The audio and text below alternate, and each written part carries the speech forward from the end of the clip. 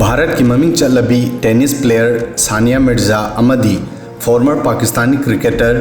Captain Shoaib Malik की love story अदुगुम्बा वारीसिंगी मनुंगा अमनी मसीना लेबाक अनीदा यामने discuss Taunki मखोय अनीगी रिलेशन की पाव लाखिबदा सानिया की पेट्रोटिज्म दसु वहंग हंगनकी शोएब अमदी सानियाना अदुगुम्बा अरुबा तानफम अदुदगी लांथोक्तुना सुमनगी लुहोंगखिबदा नतना हौजिक फावबा मखोय अनीगी रिलेशन असी मेंटेन तौरकली अदुबो हौजिक पाव असी लाकली मदुदी सानिया अमदी पाकिस्तानी क्रिकेटर शोएब मलिक डाइवोर्स तौनबा होनरी क्लेम असी पाकिस्तान मीडियाना तौबनी रिपोर्ट्स की मतुंग इन्ना शोएबना सानियाबु नमथाक तौई अमदी हौजिक मखोय अनी तोंगा तोंगा लेनरी हौजिक सही 12 की मतुंगदा शोएब अमदी सानियागी डाइवोर्स की चिंगनबा फोंदोगली चिंगनबा असी सानियागी सोशल मीडिया पोस्टगी अमुक हेन्ना थाजनरी सानियाना लेटेस्ट पोस्ट अमद इरमी कायरब थमोई कदायद चली सानिया मिर्जाना इंस्टाग्राम दा लेटेस्ट स्टोरी हापलमी मसीदा सानियाना मसादा वहंग हंगजकी अमदी मसाना मसीगी पाखुमसु पिजकी where do broken hearts go to find अल्लाह हाइबदी कायरब थमोई कदायद चली खुदाबु थीनबा क्रेक अमदी सेपरेशन की मरक्ता असिगुम्बा पोस्ट असिना सानिया की थमोई सोकपा अवाबा मतौ उदली शोएब ने इरमी अखोई पुनः लेमिनद्रबसु 30 अक्टोबर दा सानिया अमदी शोएब मखोई की मचा की बर्थडे की मतमदा पुनः उबा फंकी मसिदा शोएब न पोस्ट तौरमी अदुबु महांग इबा लाइन अदुदा मी सिंगी वखलदा वहंग हंगना हनकी महांग इरमी नहाक पोखिबदा अखोई की पुंसिदा स्पेशल मीनिंग अमा पीरी अखोई पुनः लेमिनद्रबसु नुंगती की थेंगनबा फंगद्रबसु नहाक की बाबा नहाक की मरमदा अमदी नहाक की मिनो की मरमदा मतम पुम्बदा खंदुना लई बाबा अमदी मम्मी नहाक नुंसी पाकिस्तानी मीडियाना मरम ताखी मखोई की रिलेशन की मरमदा हौजिक फावबदा सानिया अमदी शोएबना ओपन ओइना करिसु इद्री मखोई अनी की सोशल मीडिया पोस्टगी मीसिंगना गेस तौनरी पाकिस्तान की मीडियाना हायरी मखोई अनी तोंगान तोंगान लेनरी मचागी केयरिंग मखोई अनी पुन्ना तौमिननबा होनरी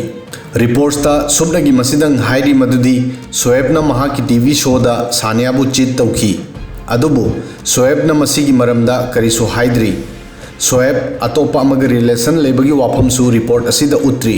सुबनगी मखोई अनी डाइवोर्स की रेडी तौरे हायब खक्तंग उदली शोएब के अनी सुब नुपीनी सानिया लुहोंगबदा महाकी अहानब नुपीना इशू ओहनकी शोएब की अहानब नुपी सानिया नते आयशा सिद्दीकीनी 2010 दा सानिया शोएब की लुहोंगद्रिंगै ममांगदा आयशा मीडियादा लाखिरमी महाकना हायरमी महाक शोएब की नुपीनी डाइवोर्स पीदना शोएब लुहोंगबा यारोय हैदराबाद ता पोखिबी आयशा ना हायरमी महाक नोइबगी शोएबना महाकु पामदबनी हाना शोएब मसीगी मरमदा डिनाई तौरमी अदुबु वाफम असी पाकथोक चौथोलकपदगी महाकना आयशाबु डाइवोर्स पीखिरमी डाइवोर्स असी सानियागा लुहोंगलबा मतुंगदा पीखिबनी लुहोंगद्रिंगै ममांगदा सानियागी युमदा लेरमी शोएब मतम अदुदसु इरांग हौरमी शोएब लुहोंगद्रिंगै ममांगदा हाना सानियागी युमदा लेरमी मसीगिदमक इरांग थोखी मुस्लिम रिलीजियस लीडरसिंगना हायरमी मदुदी लुहोंगद्रिंगै ममांगदा बोर कैनागी युमदा लेबा इस्लामगी मायोक्तनी मतम अदुदा सानियागी युमगी अहनसिंगना मसी डिसाइड तौखी मदुदी शोएब लुहोंगद्रिंगैगी नोंगमा ममांगदा होटल दा शिफ्ट तौहनकी मीडिया के मरमदगी शोएब मपान थोप लूखिरमी मदुदगी सानिया के अंकलना कन्न कन्न इमुंग लाउखिरमी मसीदा मयामना युमदा खन्नबा ओइना खनकी मीडियाना महापु कोइसिनबदा शोएब तुमिन कार अमद हिप्तुना होटल दा लाखी सानियाना हायरमी कार असी इंजांग नापी अमदी पोचै लेबा चटपद सीनै हौजिक सानिया मिर्जागी अदुगुम्बा पोस्टिंग यंगमिनसी मसीदा मखोय अनीगी मरीदा करिगुम्बा खरा थोकली हायबा ताई अहानबदा अदुगुम्बा मतम मदुदी अवाबा मतमदा पुनः लेमिनरी इंस्टाग्राम पोस्ट असी 4 नवंबर गिनी मसीदा सानियाना महाकी मचानुपा इजहानगा लोइनना उबा फंगली अनीसुबदा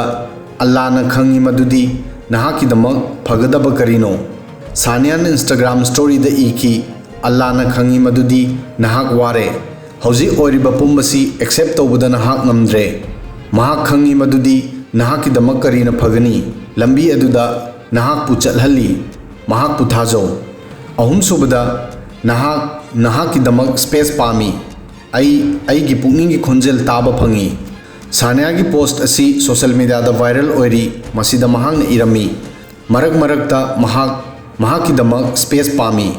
ꯃꯐꯝ ꯑꯃꯗ ꯅꯍꯥꯛ ꯇꯨꯃꯤꯟꯅ ꯂꯩ ꯑꯗꯨꯒ ꯑꯇꯣꯞꯄ ꯁꯪꯁꯥꯔꯒꯤꯗꯃꯛ ꯅꯥ ꯄꯪꯕ ꯑꯣꯏ꯫ ꯃꯇꯝ ꯑꯗꯨꯗ ꯑꯩꯈꯣꯏꯅ ꯑꯩꯈꯣꯏꯒꯤ ꯄꯨꯛꯅꯤꯡꯒꯤ ꯈꯣꯟꯖꯦꯜ ꯇꯥꯕ ꯐꯪꯉꯤ꯫ ꯊꯥ 5ꯒꯤ ꯗꯦꯇꯤꯡꯒꯤ ꯃꯇꯨꯡꯗ ꯂꯨꯍꯣꯡꯈꯤ, ꯆꯍꯤ 10ꯒꯤ ꯃꯇꯨꯡꯗ ꯃꯆꯥꯅꯨꯄꯥ ꯌꯥꯎꯈꯤ꯫ ꯚꯥꯔꯠꯇ ꯑꯍꯥꯟꯕ ꯑꯣꯏꯅ ꯁꯥꯅꯤꯌꯥ ꯁꯣꯑꯦꯕ ꯊꯦꯡꯅꯈꯤ꯫ ꯃꯈꯣꯏ ꯑꯅꯤ ꯌꯥꯝꯅ ꯋꯥꯔꯤ ꯁꯥꯅꯈꯤꯗꯦ꯫ 2009-10ꯗ ꯃꯈꯣꯏ ꯑꯅꯤ ꯑꯃꯅ ꯑꯃꯕꯨ ꯑꯣꯁꯇ꯭ꯔꯦꯂꯤꯌꯥꯒꯤ ꯁꯤꯇꯤ ꯍꯣꯕꯥꯔꯠꯇ ꯑꯃꯨꯛ ꯊꯦꯡꯅꯈꯤ꯫ ꯁꯥꯅꯤꯌꯥ ꯇꯦꯅꯤꯁ ꯁꯥꯟꯅꯕ ꯂꯥꯛꯂꯝꯃꯤ ꯑꯃꯗꯤ ꯁꯣꯑꯦꯕ ꯃꯍꯥꯛꯀꯤ ꯇꯤꯝꯒ ꯂꯣꯏꯅꯅ ꯀ꯭ꯔꯤꯀꯦꯠ ꯁꯥꯟꯅꯕ ꯂꯥꯛꯈꯤꯔꯝꯃꯤ꯫ ꯃꯇꯝ ꯑꯁꯤꯗ ꯄꯥꯀꯤꯁꯇꯥꯟꯒꯤ ꯇꯤꯝ ꯑꯣꯁꯇ꯭ꯔꯦꯂꯤꯌꯥ ꯇꯨꯔꯗ ꯂꯥꯛꯂꯝꯃꯤ꯫ ꯃꯐꯝ ꯑꯁꯤꯗ ꯈꯪꯅꯕ ꯑꯁꯤ ꯃꯔꯨꯞꯇ ꯑꯣꯟꯊꯣꯛꯈꯤ꯫ ꯃꯗꯨꯗꯒꯤ ꯑꯁꯨꯝꯅ ꯃꯈꯣꯏ ꯑꯅꯤ ꯃꯈꯥ ꯇꯥꯅ ꯊꯦꯡꯅꯕ ꯍꯧꯈꯤ꯫ ꯆꯥꯎꯔꯥꯛꯅ ꯊꯥ 5 ꯑꯃꯅ ꯑꯃꯕꯨ ꯈꯪꯅꯔꯕ ꯃꯇꯨꯡꯗ ꯃꯈꯣꯏ ꯑꯅꯤꯅ ꯂꯨꯍꯣꯡꯅꯕ ꯗꯤꯁꯤꯖꯟ ꯂꯧꯈꯤ꯫ 12 ꯑꯦꯄ꯭ꯔꯤꯜ 2010ꯗ ꯃꯈꯣꯏ ꯑꯅꯤ ꯂꯨꯍꯣꯡꯈꯤ꯫ ꯂꯨꯍꯣꯡꯕꯒꯤ ꯔꯤꯆꯨꯑꯦꯜ ꯄꯨꯝꯅꯃꯛ ꯍꯥꯏꯗ꯭ꯔꯕꯥꯗꯇ ꯄꯥꯡꯊꯣꯛꯈꯤ꯫ ꯃꯁꯤꯒꯤ ꯃꯇꯨꯡꯗ ꯂꯥꯍꯣꯔꯗ ꯔꯤꯁꯦꯞꯁꯟ ꯊꯝꯈꯤ꯫ ꯂꯨꯍꯣꯡꯂꯕ ꯆꯍꯤ 10ꯒꯤ ꯃꯇꯨꯡꯗ ꯃꯈꯣꯏ ꯑꯅꯤꯒꯤ ꯃꯆꯥꯅꯨꯄꯥ ꯏꯖꯍꯥꯟ ꯄꯣꯛꯈꯤ꯫ ꯁꯥꯅꯤꯌꯥꯅ ꯃꯍꯥꯛꯀꯤ ꯕꯥꯏꯑꯣꯒ꯭ꯔꯥꯐꯤ ꯑꯦꯖ ꯑꯦꯒꯦꯟꯁꯠ ꯑꯣꯗꯁꯇ ꯏꯔꯝꯃꯤ, ꯁꯣꯑꯦꯕ ꯃꯍꯥꯛꯀꯤ ꯂꯥꯏꯐꯇ ꯑꯗꯨꯒꯨꯝꯕ ꯃꯇꯝꯗ ꯂꯥꯛꯈꯤꯔꯝꯃꯤ ꯃꯗꯨꯗꯤ ꯃꯍꯥꯛꯀꯤ ꯄ꯭ꯔꯣꯐꯦꯁꯅꯦꯜ ꯂꯥꯏꯐꯇ ꯑꯋꯥꯕ ꯀꯌꯥ ꯃꯥꯌꯣꯛꯅꯔꯝꯈꯤ꯫